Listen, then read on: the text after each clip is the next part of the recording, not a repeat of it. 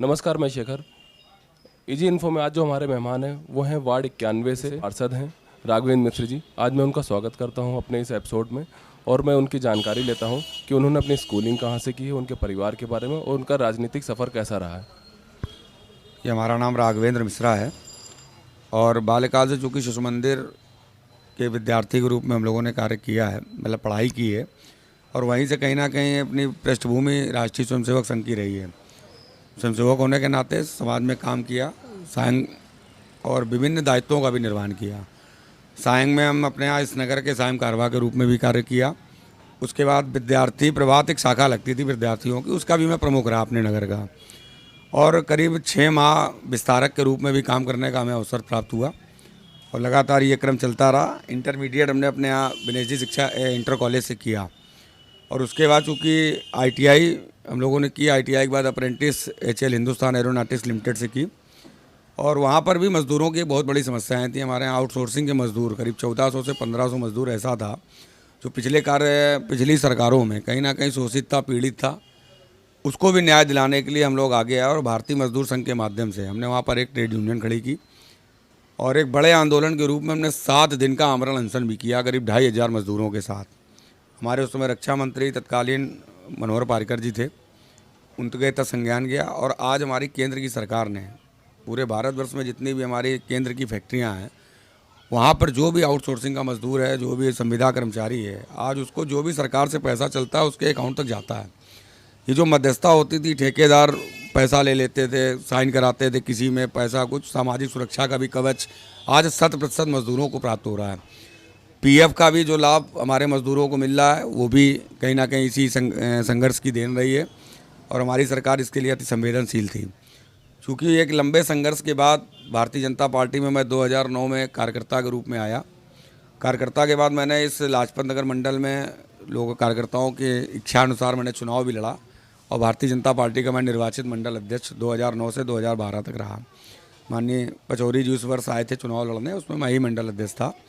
उसके बाद कार्यकाल समाप्त होने के बाद स्थानीय निकाय का मुझे जिला संयोजक बनाया गया भारतीय जनता पार्टी में। उसमें भी काम करने का अवसर मिला। स्थानीय निकाय चूँकि सीधे नगर निगम से संबद्ध था तो एक इंटरेस्ट जागा कि समाज की छोटी छोटी समस्याओं का भी समाधान कराया जा सकता है और 2017 में भारतीय जनता पार्टी ने मुझे टिकट दिया अपने वार्ड से और वार्ड की जनता ने मुझे अपना आशीर्वाद दिया, स्नेह दिया, कार्यकर्ताओं ने सहयोग किया तो मैं इस वार्ड का निर्वाचित पार्षद बन गया। ये तो जानकारी होगी आपके बारे में। अभी इनका एक और परिचय है जो इनके पिताजी का परिचय है। कानपुर में सन 1989 में जब पहली बार पार्षदी का इलेक्शन हुआ था, हम इनके पिताजी के बारे में इनसे कुछ जानकारी लेते हैं। हमारे पिताजी चूँकि पूर्वांचल के रहने वाले हैं, वो नौकरी ढूंढते हुए कानपुर की धरती पर आए थे। पूर्वांचल कहीं ना कहीं आपदाग्रस्त क्षेत्र रहता है। थोड़ी सी बारिश अगर ज़्यादा आ जाती है तो वहाँ बाढ़ आ जाती है, थोड़ी सी बारिश कम होती है तो सूखा पड़ जाता है। तो पूर्वांचल का मजदूर आपको कहीं ना कहीं कानपुर, दिल्ली, महाराष्ट्र में ज़्यादा मात्रा में मिलेगा। तो वो आए तो थे यहाँ पर नौकरी की तलाश में, लेकिन यहाँ पर कहीं ना कहीं संघ के स्वयंसेवक के रूप में उन्हें तमाम हमारे क्षेत्र के ही तमाम ऐसे वरिष्ठ लोग हैं जिन्होंने उनको पकड़ा और कार्यकर्ता बनाया। हमारे घर के सामने एक शाखा लगती, शास्त्री शाखा, अपने यहाँ विश्व हिंदू परिषद के अंतर्राष्ट्रीय अध्यक्ष रहे अशोक जी सिंघल, उनके बनाए हुए कार्यकर्ता हमारे पिताजी रहे हैं और भारतीय मजदूर संघ में दत्तोपन ठेंगड़ी जैसे लोगों का भी उनको आशीर्वाद और सहयोग उन्हें प्राप्त होता रहा है। तो एक निरंतर जनसंघ के ज़माने से कार्य करने की एक शैली, एक तेज़ी के साथ में लोगों का सहयोग करना, करते करते कानपुर महानगर में नगर महापालिका हुआ करती थी। तो भारतीय जनता पार्टी के पास वो लोग नहीं होते थे कि किसको चुनाव लड़ाया जाए, कैसे चुनाव लड़ाया जाए। तो हमारे पिताजी चूँकि जो बुजुर्ग लोग थे वो बताया करते थे कि हमारे यहाँ अपने क्षेत्र में एक बहुत प्रतिष्ठित डॉक्टर हुआ करते थे, डॉक्टर R साय जी, आज भी हैं और बहुत अच्छी सेवाएं उनकी समाज में हैं। तो हमारे यहाँ के तमाम कार्यकर्ता उनके यहाँ गए, उनसे पूछा कि डॉक्टर साहब आपको हमारे यहाँ भाजपा से चुनाव लड़ना है, तो उन्होंने मना कर दिया। बोले भाजपा का कोई जनाधार नहीं है और चुनाव लड़के मैं अपना अपमान नहीं कराऊंगा। तो हमारे चाचा जी हैं जो स्वर्गीय जयत सिंह जी आज नहीं हैं, तो उनको ऐसा महसूस हुआ कि क्या हमारा संगठन इतना कमज़ोर है कि हमारे पास प्रत्याशी नहीं है। तो उन्होंने गुस्से में एक हमारे पिताजी की पीठ पे हाथ मारा और एक हमारे आदरणीय गोविंद श्रीवास्तव जी रहते थे, बोले ये दोनों चुनाव लड़ेंगे और हम लोग चुनाव लड़ाएंगे। मजदूर क्षेत्र में चूँकि काम करते थे, बहुत कम सैलरी होती थी, परिवार का भरण पोषण करना भी कहीं ना कहीं भारी पड़ता था। उन परिस्थितियों में कार्यकर्ताओं ने चुनाव लड़ाया। अपने घर की महिलाओं की साड़ियाँ फाड़ के झंडे बनाना, स्टेंसिल खुद ही करना, तो एक बड़े बहुमत से वो चुनाव जीते थे सन 89 में, और पहली बार में ये चुनाव निकल गया था। लेकिन जीवन भर उन्होंने कभी किसी का 1 रुपया लिया नहीं। एक ईमानदार व्यक्तित्व की छवि भी उनके साथ आज भी है, इसका लाभ मुझे प्राप्त होता है। कहीं भी अगर मैं नाम बताता हूँ तो कहते अच्छा उनके बेटे हो, तो मुझे कहीं ना कहीं वरीयता भी मिलती है इस काम की। और जीवन भर साइकिल से चलना और निर्विरोध मतलब निर्विवाद छवि के रूप में उनका एक जीवन रहा है। और तमाम आंदोलन इमरजेंसी से लेकर राम जन्मभूमि जैसे बड़े आंदोलनों में सहभागिता भी की है, और रासुका जैसी गंभीर धाराओं को भी झेला है। जैसा उनका कथन होता था कि उन्होंने जीवन काल में 57 बार जेल काटी केवल आंदोलनों के लिए। और घर द्वार अगर कोई चला जाता था तो उनको लगता था बहुत साधारण व्यक्ति हैं, और साधारण थे भी। और उसमें तो ऐसा जीवन चूँकि रहा है, तो वही परिस्थितियों वही परंपराओं को हम लोग निर्वहन करने का प्रयास कर रहे हैं। आगे कितनी सफलता मिलेगी यार इच्छा है। तो जैसा कि आपने 2 जनरेशन, आपकी और आपके पिता दोनों जनरेशन राजनीति में रही है, उस टाइम की राजनीति की और अभी की राजनीति में कोई अंतर आपको, या कहें तो उस टाइम की भाजपा में और अभी की भाजपा में जो आपको डिफरेंस नज़र आ रहा है? देखिए, कमियां और अच्छाइयां हर व्यक्ति में होती हैं। उस समय की भाजपा, जैसे हमारे राष्ट्रीय स्वयंसेवक संघ की स्थापना की थी पूज्य डॉक्टर केशव बलराम हेडगेवार जी ने, तब 5 कार्यकर्ता हुए करते थे। सन 1925 में की, मोते के बाड़ा में की। तो 5 कार्यकर्ताओं को लेकर जब संगठन किसी परिस्थितियों को लेकर आगे बढ़ता है तो तमाम चुनौतियां, तमाम कठिनाइयां लोगों के बीच में आती हैं। और उस कठिनाइयों को निरंतर रूप से स्वयंसेवक बनना या संघ को समझना अपने आप में एक बहुत बड़ी चीज़ है। और आज अगर हम आपके सामने इंटरव्यू दे रहे हैं तो इसके लिए मैं अपने आप को संघ का ऋणी मानता हूँ। शायद मैं अगर शाखा नहीं गया होता तो बहुत सारी चीज़ें मुझे आज भी नहीं पता होती जो सामान्य के या राजनीति करने वाले व्यक्ति के जीवन में आज भी नहीं मालूम। तमाम लोग ऐसे, मैंने सदन में भी देखा कि तमाम ऐसे चेहरे आते हैं, सदन की गरिमा को भी नहीं मालूम होता है, सदन में क्या बोलना है, संसदीय भाषाओं का ज्ञान नहीं होता। तो संघ जो है व्यक्ति निर्माण करता है, संघ कार्यकर्ताओं में चरित्र का निर्माण करता है। और उसी की देन कहीं ना कहीं मैं अपने आप को ऋणी मानता हूं कि अगर मैं संघ में नहीं गया होता तो मुझे बहुत सारी चीज़ें नहीं पता होती। पहले की भाजपा और अब की भाजपा में अंतर तो आया है।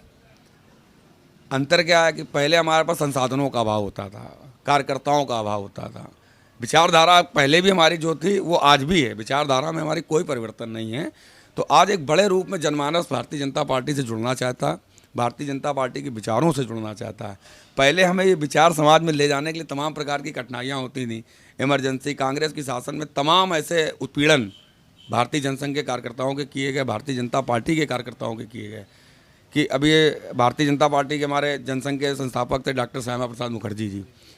वो चूँकि कांग्रेस के ही नेता थे, लेकिन जब देश के अंदर संविधान बन के शुरू हुआ, प्रारंभ हुआ, तो उन्होंने इसका विरोध किया कि एक देश के अंदर 2 संविधान, 2 प्रधान और 2 विधान नहीं रहेंगे। कश्मीर का संविधान कांग्रेस ने अलग बनाया, वहाँ का झंडा अलग बनाया, वहाँ की व्यवस्थाएं अलग बनाई, जिसको लेकर डॉक्टर श्यामा प्रसाद मुखर्जी जी ने मुखर होकर विरोध किया था कांग्रेस का। और उन्होंने एक तिरंगा यात्रा का शुभारंभ किया था। और कश्मीर जब पहुँचे थे तो तब तक वो जनसंघ बन चुका था, संघ के संपर्क में वो आ चुके थे। पूज्य हमारे गुरु जी माधव सदाशिवराव गोलवलकर जी के संपर्क में आ चुके थे। तो एक ये था कि संघ सब कुछ नहीं कर सकता, तो हमारा हर क्षेत्र में प्रमुख संगठन होना चाहिए। तो राजनीतिक क्षेत्र में भी एक हमारा संगठन होना चाहिए। तो भारतीय जनसंघ का स्थापना हुई, श्यामा प्रसाद मुखर्जी जी उसके संस्थापक रहे। और इस कांग्रेस की गवर्नमेंट ने उस समय भी उन्हें खुली जेल में बंद करके ठंड में उनकी हत्या कराने का काम किया। तो उन समय मतलब बहुत कठिनाइयाँ हुआ करती थी। आज देश ने हमें स्वीकार किया है, देश ने हमारी विचारधारा को स्वीकार किया है। और देश का ऐसा मानना है, हम जनमानस का ऐसा मानना है कि भारतीय जनता पार्टी के नेतृत्व में ही भारत का संकल्प पूरा हो सकता है, भारत के लोगों का विजय प्राप्त हो सकती है। और भारत में जो हमारी सोच है और या सुरक्षा है वो भारतीय जनता पार्टी इस देश को दे सकती है। इसके ज्वलंत उदाहरण मोदी जी प्रत्यक्ष रूप से लगातार देते चले आ रहे हैं। तो ये कठिनाइयाँ होती थी पहले, और आज ये कठिनाइयाँ नहीं हैं, क्योंकि हम शहर से स्वीकार किए जा रहे हैं समाज के बीच में। इसी पे एक लाइन मैं भी जोड़ूंगा। जैसे कि 89 में पार्षद जी ने एक हम लोग को बात बताई, जैसे कि एक डॉक्टर साहब थे, उन्होंने मना किया था कि मैं भाजपा की टिकट पे इलेक्शन नहीं लड़ूंगा, उनको उनका जनाधार इतना मजबूत नहीं लग रहा था। आपको क्या लगता है आज उनका सोचना क्या होगा? नहीं, आज वो तो हमारे अनुसांगिक संगठन के कार्यकर्ता हैं, और मतलब पूरे मन से। अभी मेरे पास परसों उनका फ़ोन आया था, शायद मैं 6 महीने से मेरी उनकी मुलाकात नहीं हुई कोरोना काल से। तो परसों वो खुद फ़ोन करके मुझे बहुत आशीर्वाद दे रहे थे, स्नेह दे रहे थे कि बोले तुम्हारे काम को देखकर मुझे लगता है कि बहुत अच्छा काम कर रहे हो। तो ऐसा उनका परसों ही मेरे पास फ़ोन आया था। अब अपने वार्ड पे आपके द्वारा किए गए इस 2017 से लेके अभी तक कोई ऐसे 3 काम जो आपको लगता हो कि हाँ वार्ड के लिए एक बड़ा काम है जिससे काफ़ी बदलाव आया है? देखिए, हमारे वार्ड को पिछले 15 वर्षों से उपेक्षित रखा गया। हमारा वार्ड पूरे एशिया की सबसे बड़ी लेबर कॉलोनी है, औद्योगिक श्रमिक बस्ती है। हमारे वार्ड के अंदर 5000 मकान हैं और एक मलिन बस्ती है जिसका नाम है नेहरू इंदिरा मलिन बस्ती। हमारे वार्ड में 72 सर्विस लेने जो कूड़े कचरे और गंदगी से पटी पड़ी थी, आम जनमानस के लिए मतलब भारी मात्रा में बहुत बड़ी संकट का विषय था। तो आज इस बताते हुए मुझे गर्व भी हो रहा है कि भारतीय जनता पार्टी की इस गवर्नमेंट में हमने 40 सर्विस लेनों का नया निर्माण कराया है, साफ़ सफाई करा के। अन्य सर्विस लेनों का सुधार कार्य चल रहा है, सफाई लगातार प्रारंभ है। मतलब पहले हमने 30 साल का रिकॉर्ड तोड़ा है। ये भारतीय जनता पार्टी की ही देन है हमारे इस क्षेत्र को। और हमारे यहाँ करीब 9 से 10 पार्क हैं। पार्क में एक बहुत बड़ा पार्क है हमारे यहाँ, बड़ा सेंटर पार्क। माननीय योगी जी, मुख्यमंत्री जी भी अभी 2 बार आए, स्वामी प्रसाद मौर्य जी भी इस पार्क में आए, और हमारे बहुत वरिष्ठ नेता आदरणीय लाल कृष्ण आडवाणी जी की भी जनसभा हमने अपने मंडल अध्यक्षी कार्यकाल में उस पार्क में कराने का काम किया था। आज उस पार्क में 4 दीवारी बन रही है। अभी मैंने प्रथम बार कार्यकारिणी का, चूँकि मैं सदस्य भी चुना गया, निर्वाचित सदस्य था, तो उस पहली कार्यकारिणी में मैंने उस हिंदू क्रियाघर का भी निर्माण के लिए एक प्रस्ताव दिया था जो स्वीकृत हो गया है। हमारे यहाँ नेहरू इंदिरा मलिन बस्ती में बहुत बड़ी गंदगी थी, क्योंकि कैनाल था, कैनाल में पाइप डाला गया। ये बहुजन समाजवादी पार्टी का बड़ा भ्रष्टाचार था और आम जनमानस उससे अस्त व्यस्त था। लीकेज होना पानी में, सीवर की गंदगी, उस मलिन बस्ती में भी लोगों को तमाम कठिनाइयाँ हो रही थी। आज उस लोअर गंगा कैनाल पर हम लोग मॉडल रोड का निर्माण कर रहे हैं पीडब्ल्यूडी के माध्यम से। हमारे माननीय विधायक सुरेंद्र मैथानी जी का ये अथक प्रयास रहा है और उसका शिलान्यास, भूमि पूजन भी 21 तारीख को तय हो गया है। तो हमारे वार्ड की सभी प्रमुख समस्याओं को हमने ख़त्म किया है। पार्क हमारे यहाँ लगभग सभी सुंदरीकरण हो चुके हैं। 1-2 पार्क रह गए जिसमें अतिक्रमण वगैरह रहा है, तो वो जल्दी हट जाएगा, उसका भी काम शुरू हो जाएगा। जैसे कि आप युवा हैं, हमारे साथी हैं, अगर युवाओं से एक सवाल ना किया जाए तो उसके बिना कोई भी इंटरव्यू पूरा नहीं होता है। स्पोर्ट्स के बारे में आप क्या सोचना है? क्योंकि क्रिकेट को तो यहाँ पे एकदम पूजा के तरीके लोग मानते हैं। नहीं, स्पोर्ट्स देखिए हमारी युवा जनरेशन के लिए तो अति महत्वपूर्ण है।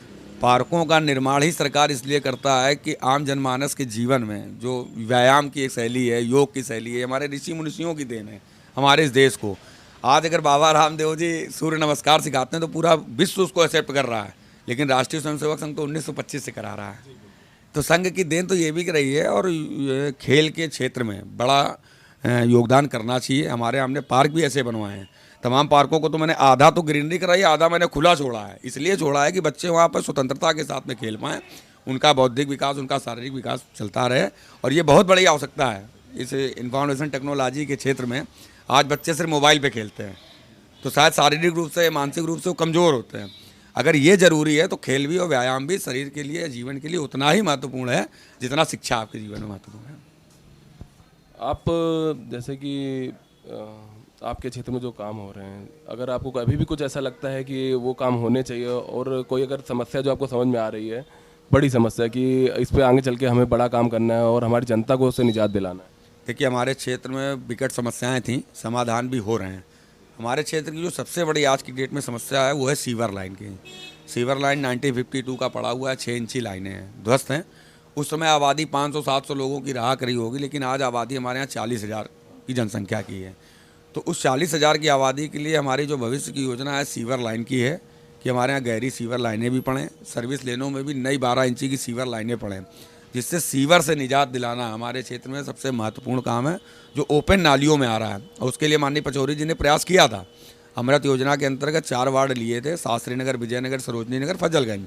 इसमें सफलता ये मिली थी कि फजलगंज में सीवर लाइन का काम निरंतर चल रहा है। दूसरे फेज़ में शास्त्री नगर में सीवर लाइन का आना हुआ था, लेकिन चूँकि उपचुनाव आ गया, माननीय सांसद जी, विधायक जी हमारे सांसद हो गए। हमारे नए विधायक के रूप में आदरणीय सुरेंद्र मैथानी जी आए हैं, उनके संज्ञान में ये विषय है।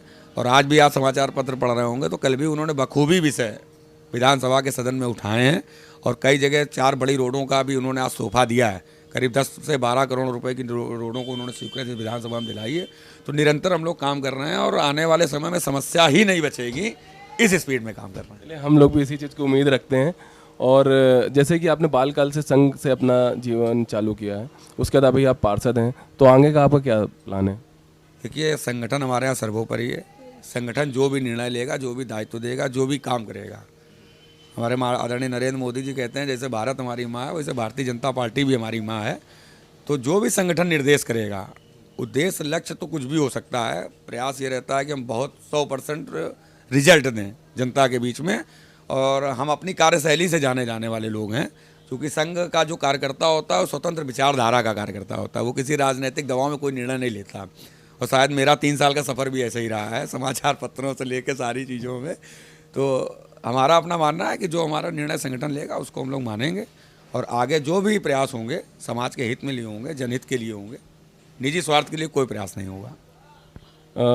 पार्षद जी, हमारे माध्यम से अब अपनी जनता जनार्दन को और युवाओं को कोई मैसेज देना चाहेंगे? आज की डेट में पार्षद होने के नाते जनता से यही आग्रह किया जा सकता है, स्वच्छ भारत अभियान। हमारे आदरणीय नरेंद्र मोदी जी देश के प्रधानमंत्री हैं, और पहली बार कहीं ऐसा हुआ इस देश के अंदर, जो 1947, 48, 50 में होना चाहिए था, कि हमें घर आम व्यक्ति को शौचालय देना चाहिए था। रोटी कपड़ा मकान एक सामान्य व्यक्ति की आवश्यकता है, उसके लिए हमारी सरकार ने 2012 से प्रयास शुरू किए। ये भी कहीं ना कहीं देश का दुर्भाग्य था, लेकिन एक सुखद अनुभव भी आया है। आज देश के अंदर हमने करोड़ों की संख्या में शौचालयों का निर्माण किया है। जो भी गरीब लोग शौचालय का बनवाने की स्थिति में नहीं थे, हमारी सरकार ने उन्हें घर घर जाकर शौचालय देने का काम किया। 18,000 से ज़्यादा गांव ऐसे थे देश के अंदर आज भी जहां पर बिजली के कनेक्शन नहीं थे। उन 18,000 गाँवों को हमने बिजली के कनेक्शन देने का काम किया। हमारे यहाँ तमाम गरीब वर्ग के ऐसे लोग हुआ करते थे जो घर में बल्ब का, बिजली का बिल भी नहीं दे सकते थे, बल्ब जलाने की स्थिति में नहीं होते थे। तो हमारे माननीय प्रधानमंत्री जी ने सौभाग्य योजना के अंतर्गत उन्हें बिजली का निःशुल्क कनेक्शन देने का काम किया है। हमारे प्रधानमंत्री जी ने तमाम ऐसे काम इस देश को देने का काम किया जो आज से 50 वर्ष पूर्व होने चाहिए थे। प्रमुख गाँवों को प्रमुख गाँवों को सड़कों से जोड़ने का काम किया है। नदियों को जोड़ने के काम के लिए प्रयास चल रहे हैं। बड़ी मात्रा में सड़कों का जाल माननीय अटल बिहारी वाजपेयी जी ने जिस देश में प्रारंभ कराया था, स्वर्णिम चतुर्भुज योजना, उसको पूरा करने का काम माननीय नरेंद्र भाई मोदी जी की सरकार कर रही है। तो नरेंद्र भाई मोदी जी ने भी स्वच्छ भारत अभियान के लिए पूरे देश में जन जागरण अभियान कराया। स्वयं झाड़ू उठाकर उन्होंने रोडों पर झाड़ू लगाने का काम किया, जिसका ये परिणाम आया है कि आज 80 से 90% जनता स्वच्छ भारत अभियान को एक्सेप्ट कर रही है और गंदगी मुक्त करने का भी प्रयास कर रहे हैं। जैसे हमारे यहाँ औद्योगिक श्रमिक बस्ती है, पहले शायद सफाई कर्मचारी हम लोग कूड़ा रोडों पे फेंकते थे। आज हमारे यहाँ 90% जनता रोडों पर कूड़ा नहीं फेंकती। हमारे यहाँ गली गली कूड़े की गाड़ियाँ लगी हैं। फॉगिंग भी हमारे यहाँ नियमित रूप से चल रही है। तो स्वच्छ और पार्कों का भी सुंदरीकरण हम लोग कर रहे हैं। तो पर्यावरण को भी सुरक्षित कर रहे हैं, देश को भी सुरक्षित कर रहे हैं, स्वच्छ भारत अभियान को भी सुरक्षित कर रहे हैं, और मानव जात के भविष्य के लिए भी हम लोग काम कर रहे हैं। पार्षद जी, हम जैसा कि आपने बताया आपकी योजनाओं के बारे में, तो हम लोग अभी से शुभकामनाएं देते हैं और उम्मीद करते हैं जल्दी ही आपकी योजनाएं हों और आप फिर से पार्षद बने और हमें फिर से सौभाग्य मिले आपसे दोबारा मिलने का, आपके बारे में जानकारी लेने का और अपने दर्शकों से मिलवाने का।